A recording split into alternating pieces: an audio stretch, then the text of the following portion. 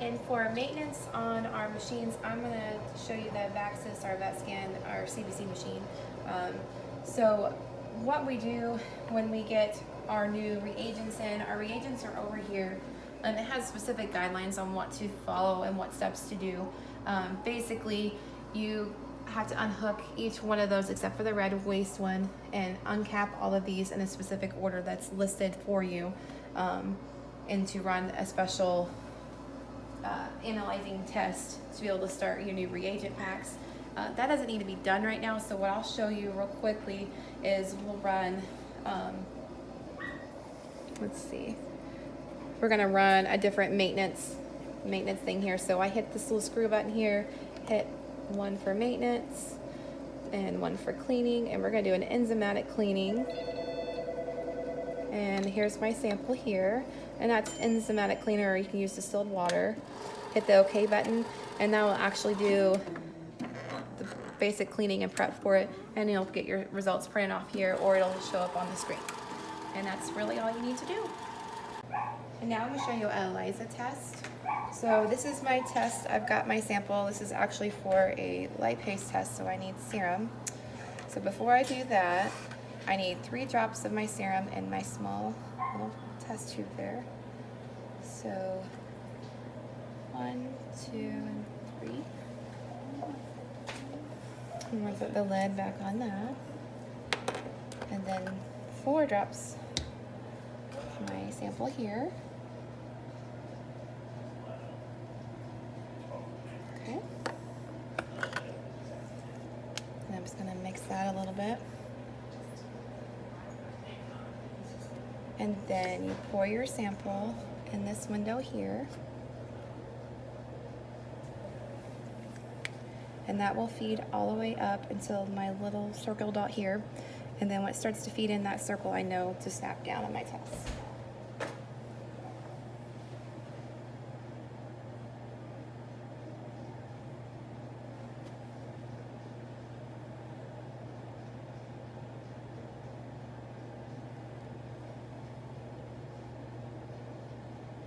Okay, and you can see it start coming in that window there.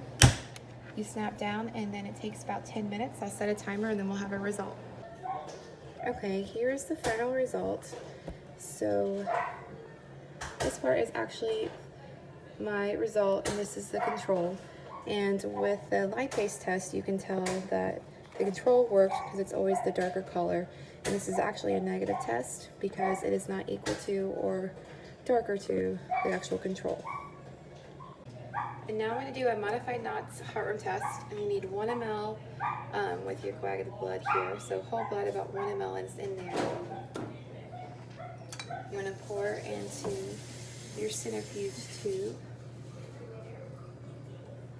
Okay. And then you're going to use about 9 mLs of saline.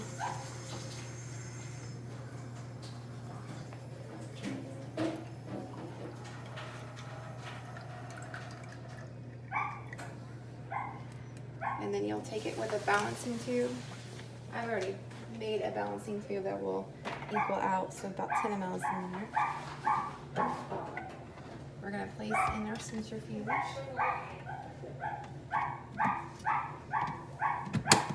And we're going to spin it for 5 minutes. Okay, now that it's done spinning, it looks like this, and you want to pour out this ferment.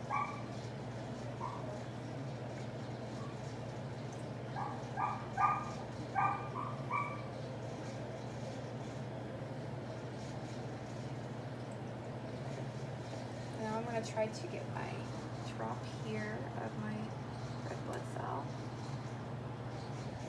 Okay, so I grabbed a longer syringe with a needle since my pipette thing was not long enough.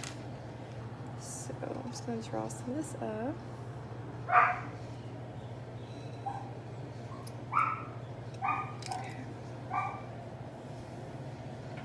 Set that in there.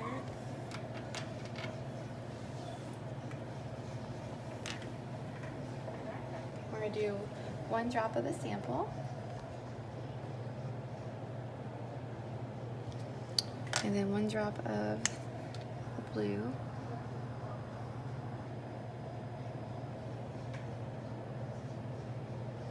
There we go. Then grab a cover slip. And it's ready to be read under the microscope, so I'm going to take it over here to the microscope.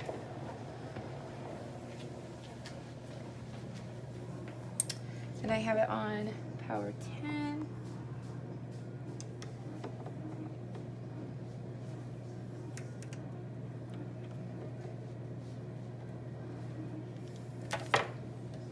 And we're going to look for microfilaria or adult heartworms.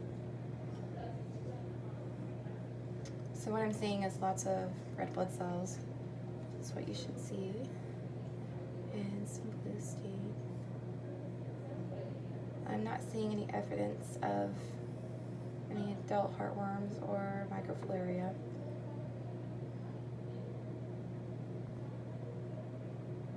So I'd say this patient would be negative.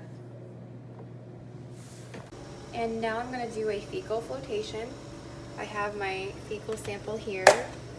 Got my gloves on for my PPEs. And I just need a little bit of my stool sample to go into one of these Dixie cups here. Cover that. Now I'm going to use my fecal solution and kind of just mix some of that in with the stool sample. I just want to stir it up till it's a nice liquid mixture.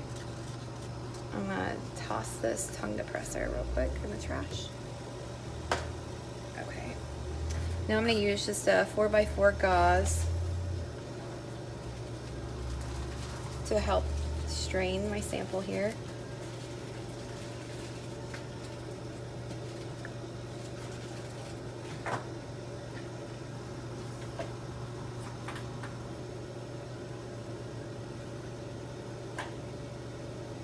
So my stool made that a little thick. So I'm going to kind of pick it up and squeeze.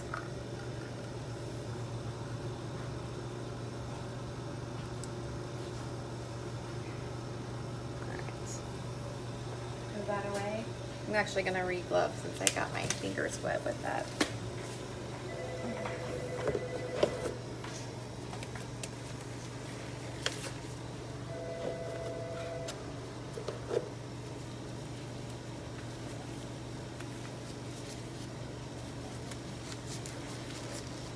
Okay, so that has been strained. I'm just going to pour this in here real quick. Fill this to the top.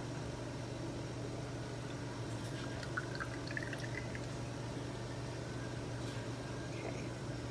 I'm going to let it sit over here with a slide on it for about 10 to 15 minutes for our fecal flotation.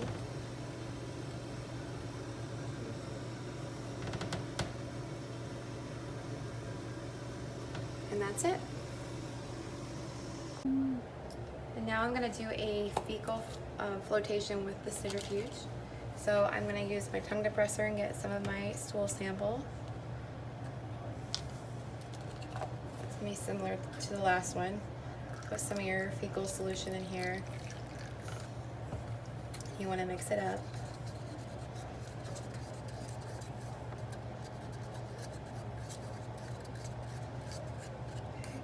I'm going to toss this. Then you want to strain it into your other cup here.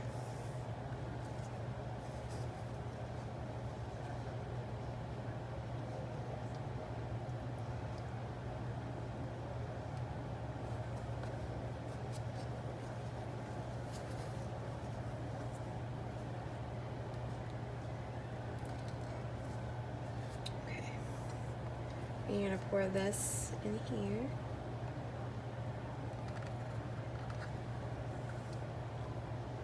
You're going to fill it up with just a little bit more of your fecal solution. And I'm only going to do it to about here so it doesn't spill out in the centrifuge itself.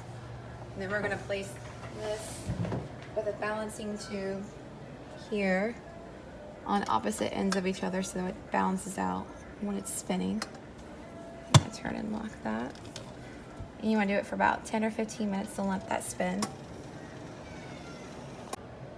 Okay, now it's done spinning and I turned off my centrifuge. And this is what my sample looks like. So you can tell it's all kind of settled at the bottom. We're gonna let this sit over here. Fill it up the rest of the way with this fecal salt solution.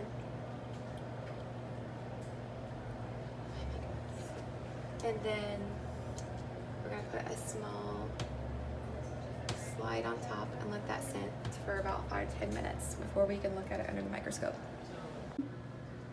Now I'm going to do a direct smear for a fecal test. I'm only going to do a couple drops of my fecal solution.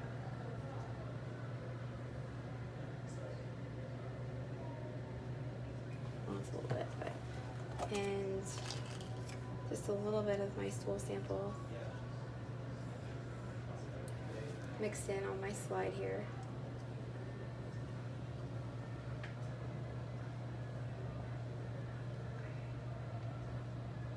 I'm going to try to spread it out so it's not thick, so we can see things under the microscope. I'm going to toss this.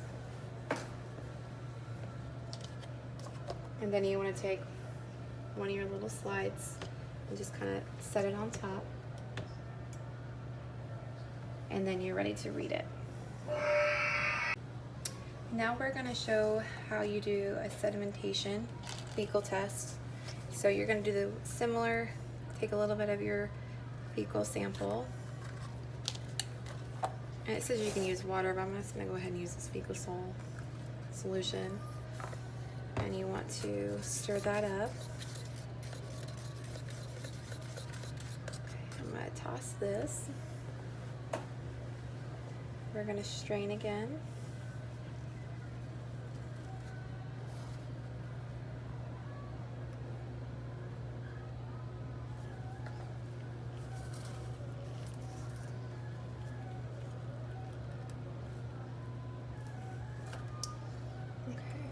I'm going to use a smaller tube for these.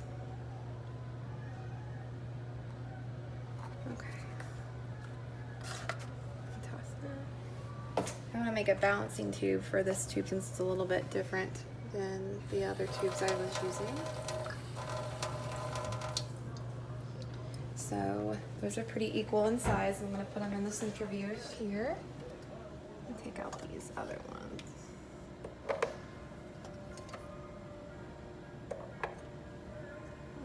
So I'm going to do them across from each other so they're side by side and they'll spin equally. And with this one, you want them to spin for about 5 minutes. So we're going to stop this centrifuge so it's been about 5 minutes, and then you want to let it sit for 30, and then you can actually finish the procedure to be able to look at it in the microscope. Okay, so you can see my sediment down here at the bottom. I'm actually going to stick, I'm trying to move my hand out of the way. My pipette right down near that.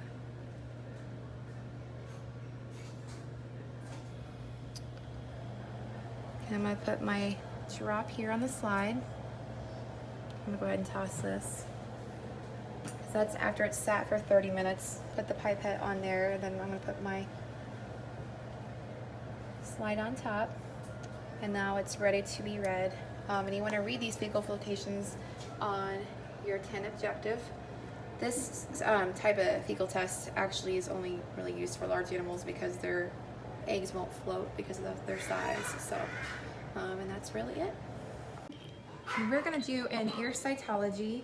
So first you wanna take your Q-tips and flip the pinna up, I know, and kind of just do a good swab. I know. And then we're going to do our left ear.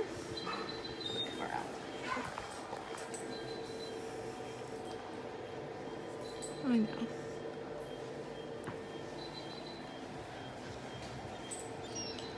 No. Oh, babe.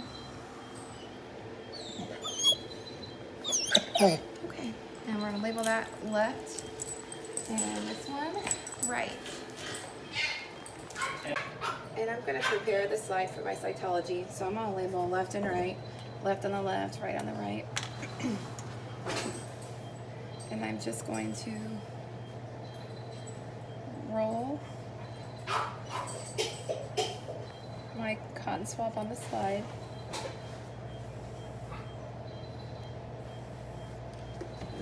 And then you want to heat fix to kind of dry the wax up and we can be able to see the cells instead of just wax clumps. And then you want to place in your fixative. You want to do each one for about 10 seconds. And then you want to plot it.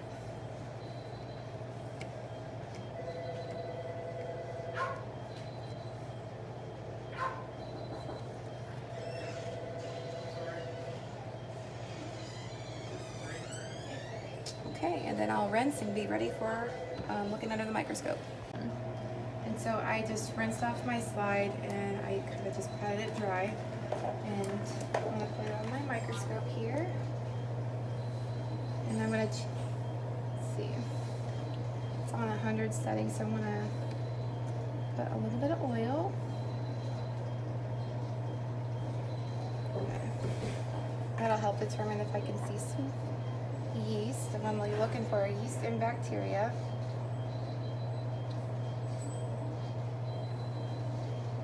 And this is the right ear. I'm seeing some cocci, no yeast, this not yet.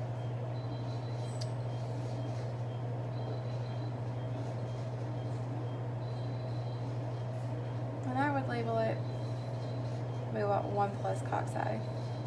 There's definitely some cellular debris, but it doesn't look too bad. So I'm going to go to my left ear, but I want to put oil on that. And take a peek at my left.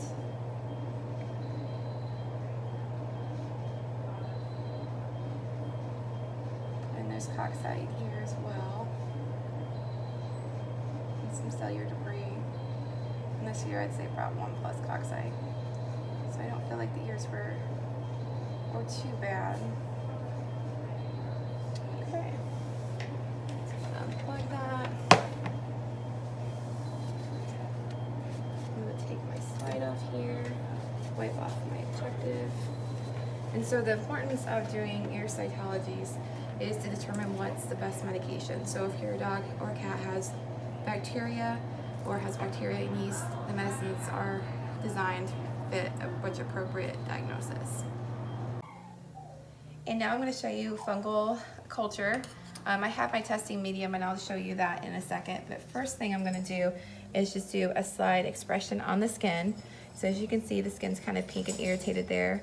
I kind of just want to roll the skin up and place my slide, get some of those good skin cells up on my slide here. And that way I can kind of heat fix that and look under the microscope. But when you do a fungal, we have this testing medium here, and you'd want to just pluck some hairs on the site that you feel you want to test. You want to get kind of pretty close to the hair follicle there. And with this, you just lift it up.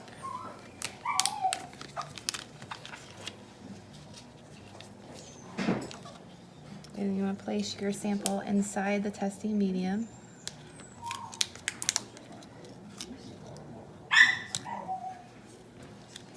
And close that.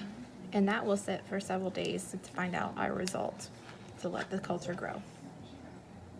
Okay, this is my skin impression I took for the dog to check to see if there's anything going on with that skin. So what you'd look for is kind of bacteria, different kinds of infectious cells,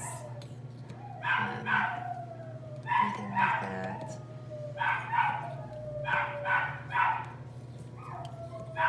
And one thing to look for with this, it kind of helps the doctor be able to describe what medicine would be appropriate to treat the infection that's on the skin.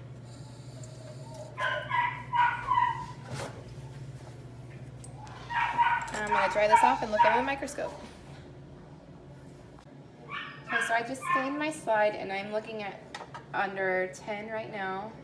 It's to find and make sure I am seeing what I need to see. So I'm going to bump it up to the 40. And so what I'm seeing is a little bit of bacteria. And some cellular debris. Looks like mainly just bacteria as to what could be causing what's going on with the skin. So that's all I can see for this right now. Okay, so this is our medium test for our fungal. So this is set for about 5-6 days almost. Typically you would label with your patient name, date, and that way you know how long it's sat. As you can see, the testing medium has not changed or grew at all that you can notice on our testing. So I would say this is negative, and what I did with it is I took my hair sample and placed it like you saw before, and then you want to put it in a dark spot.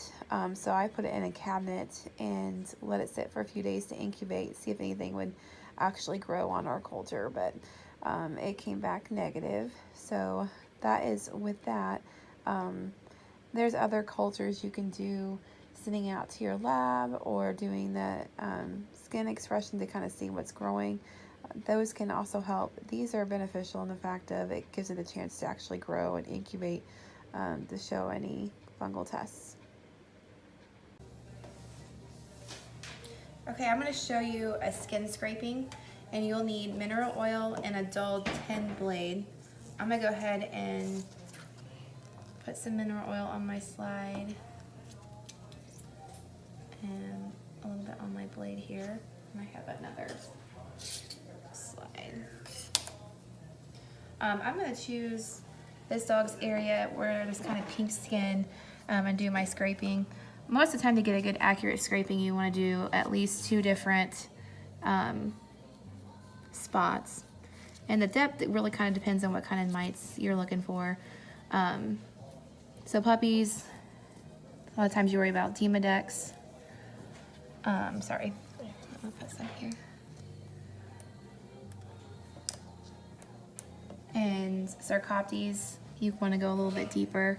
But the variation really kind of depends on what mite you're looking for. Sorry, Koopy. I'm gonna do a little bit more. So you do want to keep scraping though until you do get some blood there. That way you know you're getting deep enough. I'm gonna put that on my slide here, and then I'll take it over to look at the microscope. And now I have my skin scraping slide on the microscope. What you want to do is scan on 10. So I'm going to look and see if I can find my cells and what I'm seeing. And I'm going to bump up to the 40. That's going to help me differentiate the cells a little bit easier. So what I'm seeing is some red blood cells, definitely some hair follicles. Scanning for mites. Mites you should be able to see on the 10 or the 40. I'm not seeing any mites. So I would say this patient is clear for any type of Demodex or Sarcoptes. Skin scrapings definitely help with the diagnosis of those. Mites would be different types of treatment than just a bacterial infection or a yeast infection on the skin, but that is also something sometimes seen with your skin mites. But right now all I'm really seeing is some hair follicle or debris and some red blood cells, but definitely not seeing any mites. So I'd say this patient was negative for any mites. Okay, now we're going to do a necropsy procedure. And the tools he's going to use, because this is a small puppy, we don't need a lot of instruments, but we just have scissors and some thumb forceps, and he's going to use a 10 blade. Our PPEs are mask, gowns, and gloves. This is not a sterile procedure, obviously, but we do need to have protective equipment. And Dr. Shaley is going to go ahead and start with a midline incision. Okay. So we'll do basically a midline incision from the thoracic inlet all the way down to the pelvic canal. And just start by getting through skin initially, and then slowly dissect down into deeper tissues. That way, hopefully, we're not damaging any internal structures. This puppy has been dead for about 3 or 4 days. I don't know the exact date of passing. It was at the animal control in town here, and they had it in a freezer, but have had it thawing since about 4 o'clock yesterday afternoon. So some of this tissue might be a little bit abnormal in appearance because of the freezing thawing process.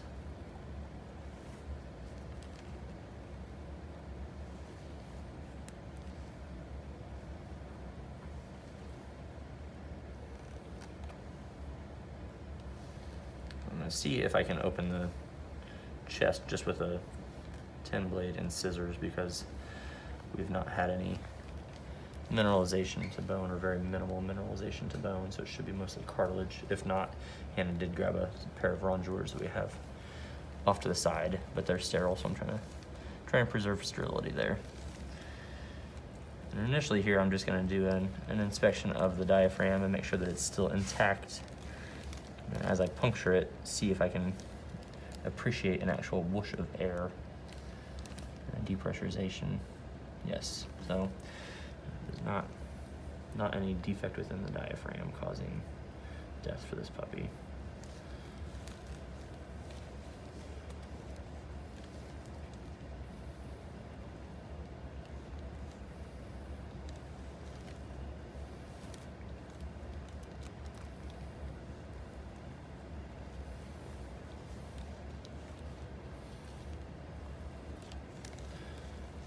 Cut down the diaphragm just a little bit further.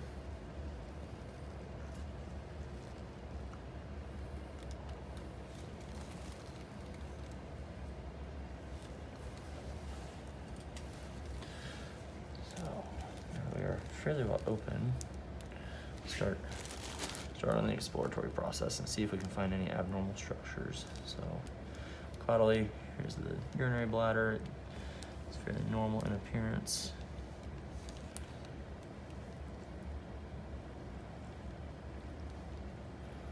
Starting from our descending colon, we'll work our way cranially.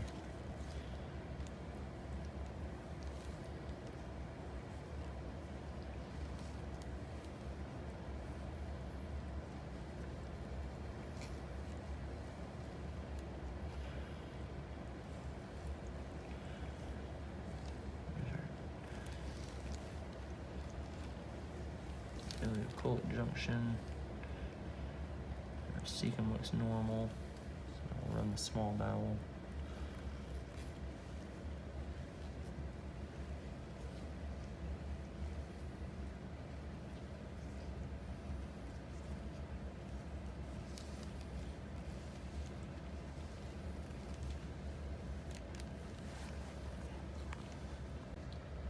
So we've explored most of our abdominal contents and not found any true abnormalities.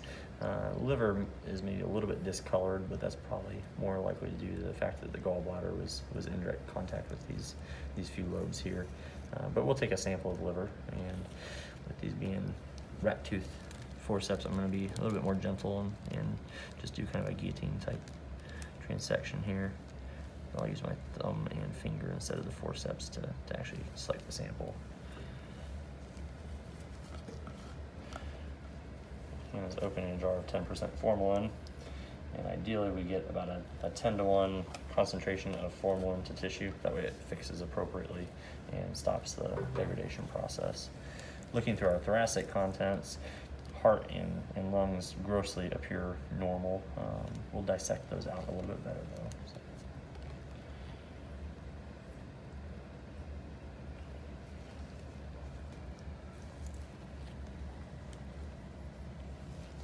Cutting through the vena cava and aorta and trying to get where we can exteriorize this a bit. I'm not going to take the whole pluck though, because I don't want to have to open up through the back of the larynx.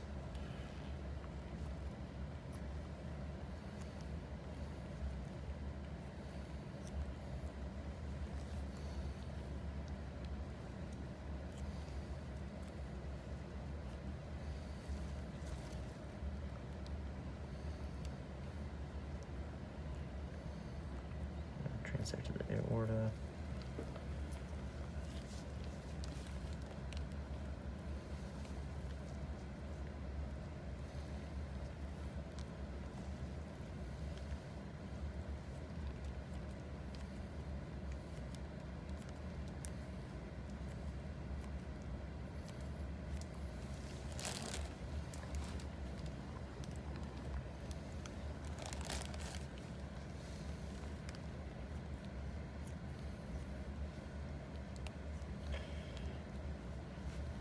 Cranial heart with this being a puppy. I've never actually done a necropsy on a puppy, but we have a very large thymus, which is anticipated.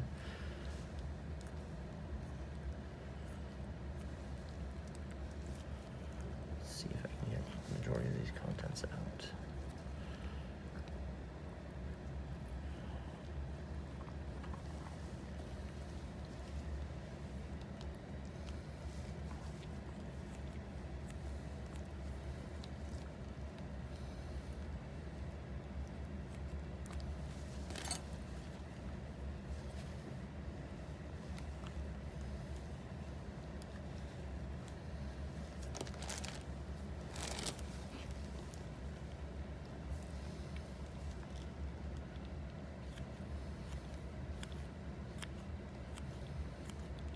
As the trachea just transected. You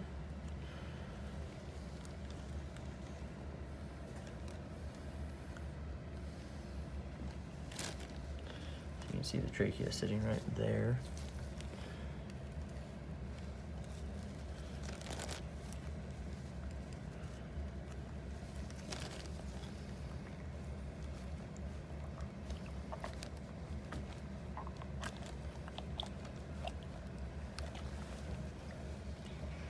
I probably won't put the whole thing in the formalin. Just want to look at this a little bit more easily. And there's our aorta transected.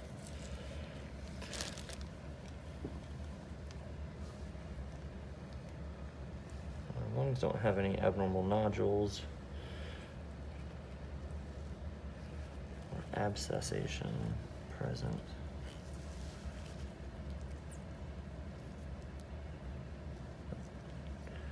We'll take a sample, we'll take a lobe of one of our lungs. And that way we can see the differentiation between lung, parenchyma lung tissue, and liver tissue as far as their densities in formalin. So if you want to grab the other jar, and this jar is probably a little bit on the larger side of what we need, but it's better to have too much than too little. Or it might be sealed too. If you can use the scissors, you can puncture, or if you want to try to peel, either way. I've forgotten if they started doing that with the larger jars that we have. Okay. It's hard with gloves on. Yes.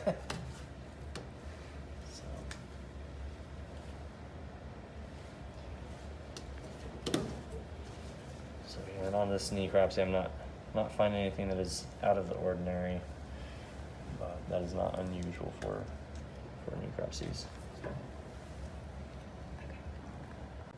So we're going to talk about what we do with our samples after we get them, but some reasonings why we want to do a necropsy is to try to find out what happened as to why that puppy had died, if it was the environment, if it was something genetic.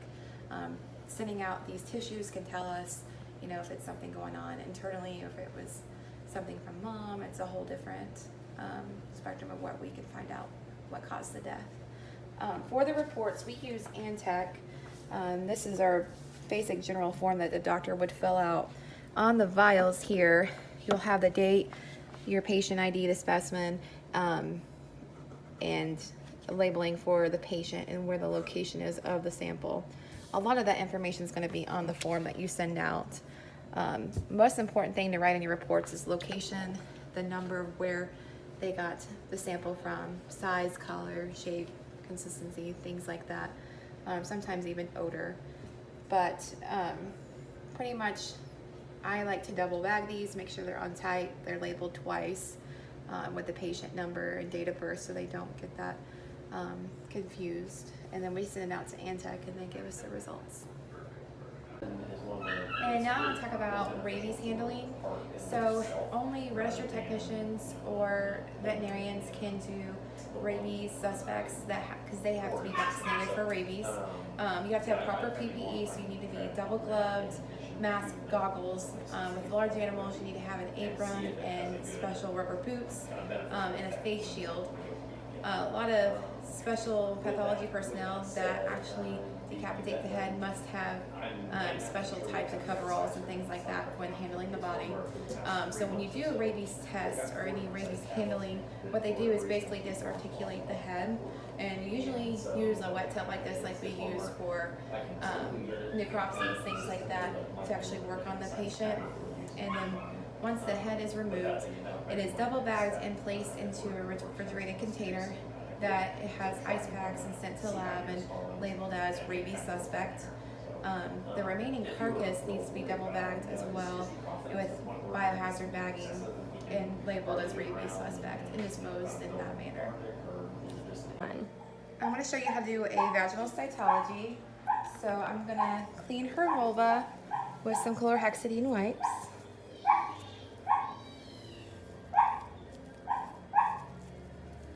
Okay.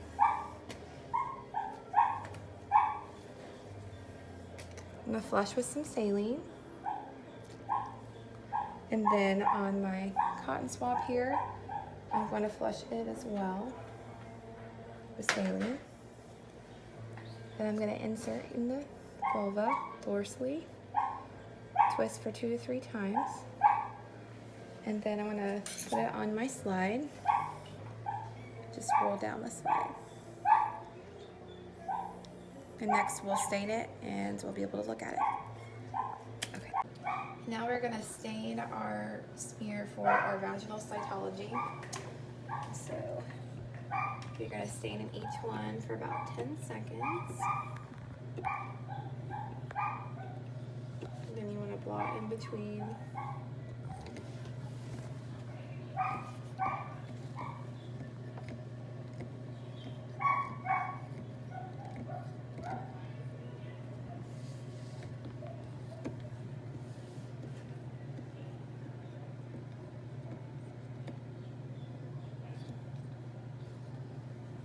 And then you'll rinse it off.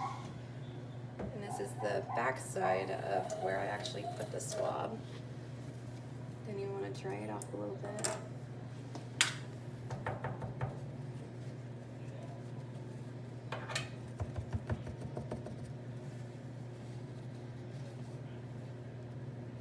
Okay, I'm going to come over here to my microscope and take a peek at it.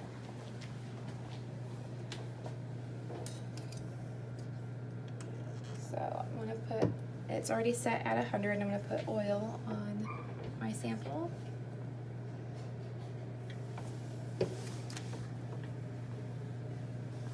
And I'll kind of see what stage she's at.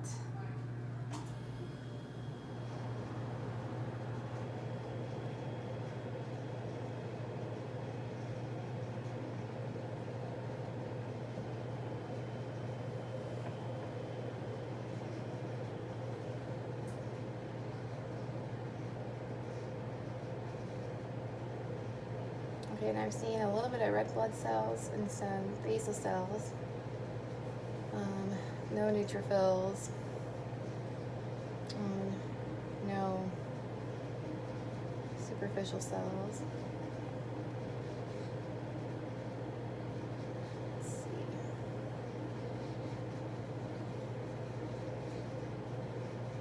I'd say she's probably in her estrus cycle, which is the beginning cycle of her estrus. So she's not in heat, and she's being a 3 to 4 month old puppy. She's not even really ready to become in heat. So that sounds about accurate. And with the stages of estrus, kind of what those are, your first stage is anestrus, which is a reproductive stage when it's at rest. So the cervix is closed, the vulva is no longer swollen or has discharge. Cytology will show parabasal cells and intermediate cells that are dominant. Superficial cells are usually pretty rare. Neutrophils and red blood cells are usually rarely seen in that stage. The second stage is proestrus, which is the follicular stage, and the vulva starts to swell. There may be blood-tinged saliva. Cytology shows basal, superficial, intermediate, and epithelial cells, all in that. Red blood cells typically are seen in larger numbers in this one, and neutrophils can be seen, but it's also common to have large amounts of bacteria. The third stage is the estrous stage, which is the ovulation stage, and the vulva is enlarged, definitely has some blood discharge. Estrogen levels tend to drop and progesterone levels tend to rise. Cytology shows predominantly fortified superficial epithelial cells, along with rarely seen neutrophils and red blood cells. And bacteria is sometimes seen, but not as common on that one. And the final stage is diestrus, and estrogen levels typically become lower. Progesterone usually will peak at 3 to 4 weeks after diestrus starts. Basal levels decline at the end of the stage. In the cytology, you see cellular debris, reappearance of parabasal cells and intermediate cells, and a decrease in your red blood cells. Sometimes it's often hard to differentiate between diestrus and anestrus because they both look similar on their cytologies, but there are some differences where you can be able to tell the difference between the two. And now I'm going to show you some blood typing or cross matching with blood. So I already drew my samples. So I drew an EDTA and a serum separator on both donor and recipient. And I'm going to spin both of those down in our centrifuge here. And I already had the recipient's blood actually in a centrifuge. So I'm going to spin those down alongside each other for about a minute. And then we can start the actual washing part of the red blood cells. And now I'm going to take out the tubes after they were done spinning. So you can kind of see the difference there where it's separated. I'm just going to place that there for now.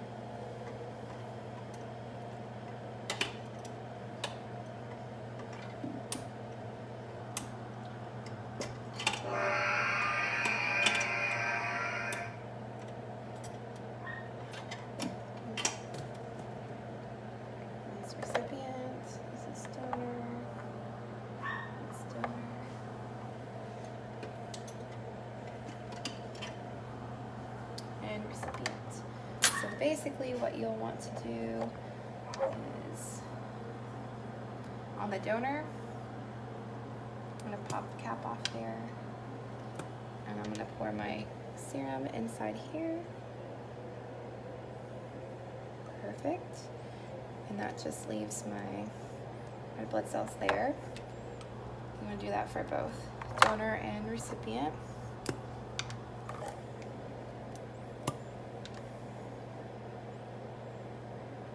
Pour that in there.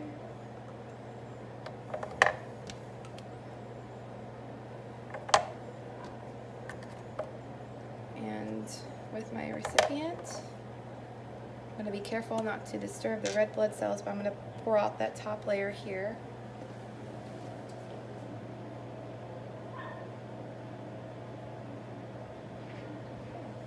And that just leaves my red blood cells there.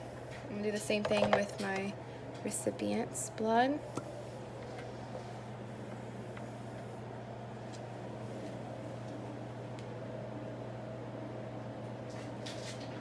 Okay.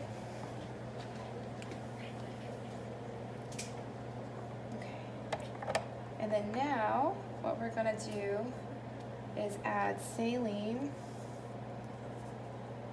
And we're going to actually wash these red blood cells. So I'm going to add my saline to both recipient and the donor's EDTA tube.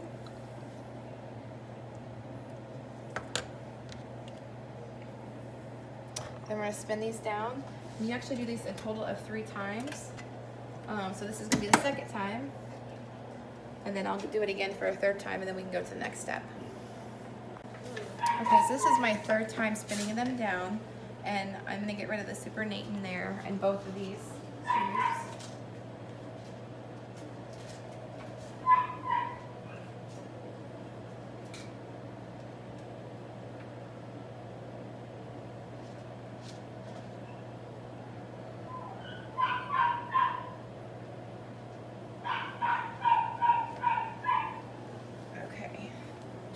And this one's the donor, and that one's the recipient. And so what I'm gonna do is take 0.98 of saline and 2 drops of my red blood cell from each tube into a separate tube here. So I'm gonna do the donor first. I'm gonna take, let me grab a pipette.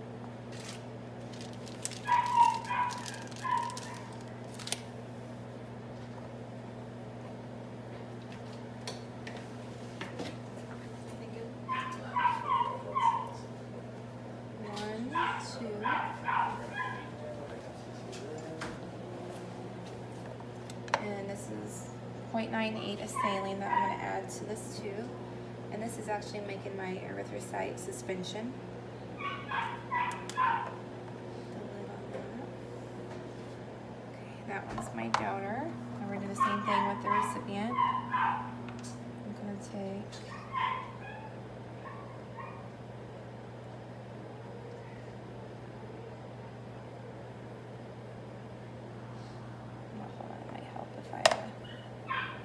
get a new tube. I need to open my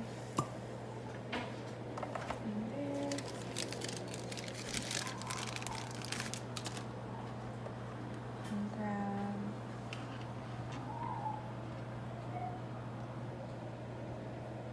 one, two. I'm gonna toss that. And then put my 0.098 saline in there. And all right. Pause that one. Okay, so what I did was I made my erythrocyte suspension for my recipient and my recipient's serum. And then the same thing for donor, my suspension and my serum. And then I labeled 2 blank tubes for major and minor for our cross match. So I'm gonna start with my major cross match. What I'll do with my major cross match, I can put it up front so you can see. I'll move this one out of the way. Major cross match, what I want is 2 drops of my recipient's serum. So 2 drops recipient.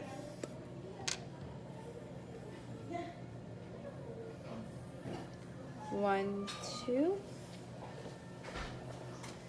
And I'm gonna put my lid on that. And then I want 2 drops of my donor's red blood cell suspension. So this is my donor serum, this is my red blood cell suspension.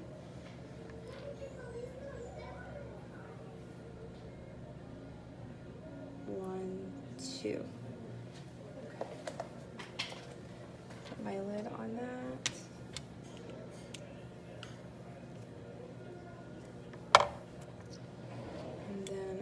Kind of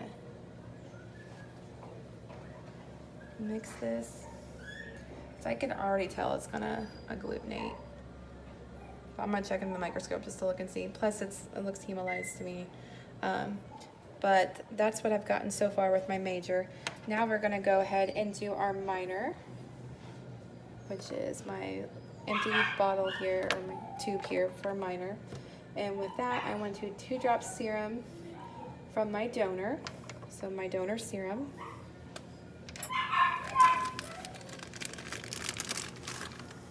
Do 2 drops, 1, 2.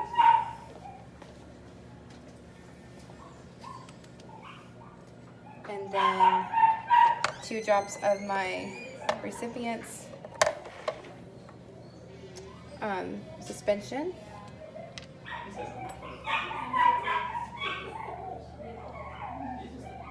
One, 2.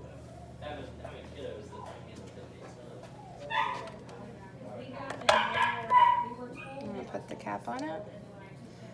For my minor cross match, it's already starting to agglutinate, I believe. I'm gonna go ahead and put it on the slide next and kind of look under the microscope and see, just to make sure what I'm seeing under the microscope is accurate from what I'm seeing visually. Okay, so I just checked under the microscope for both the minor and major blood testing. Both of those had agglutination on it, so neither one would be compatible for a blood transfusion.